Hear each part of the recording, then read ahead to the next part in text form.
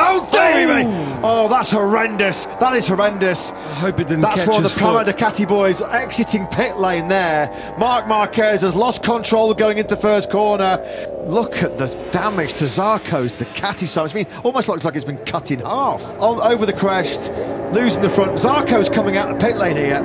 Oh, he just rips the front end out. Yeah. Totally rips the front end out of Zarco's Ducati. That was awful. That was absolutely awful to watch. Over the crest, trying to get into attack mode, trying to find a late lap to improve on 13th place. Marc Marquez locks the front end of his Repsol Honda and just completely innocently cruising out of the pit lane to try himself to secure a place in the top 10. Poor old, the luckless Johan Zarco on the outside gets an absolute walloping. Thankfully, both of them are okay.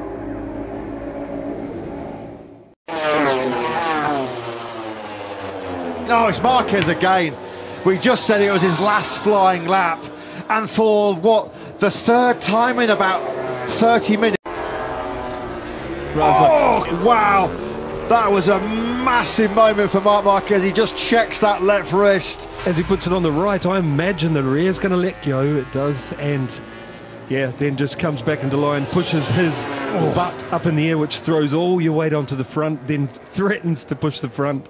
Proper scary.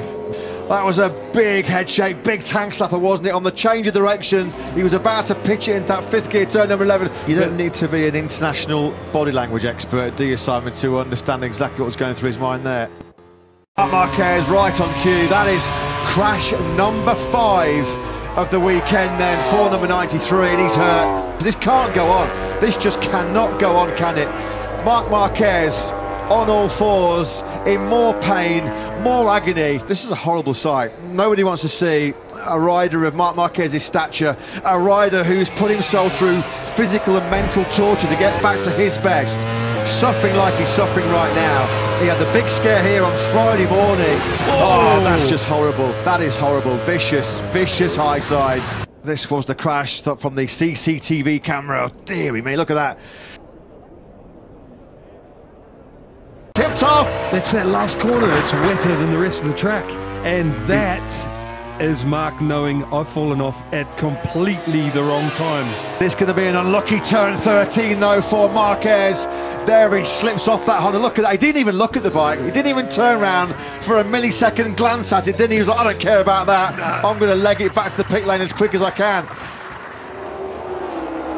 Oh! And it's Marquez has gone down again. Marc Marquez makes another mistake.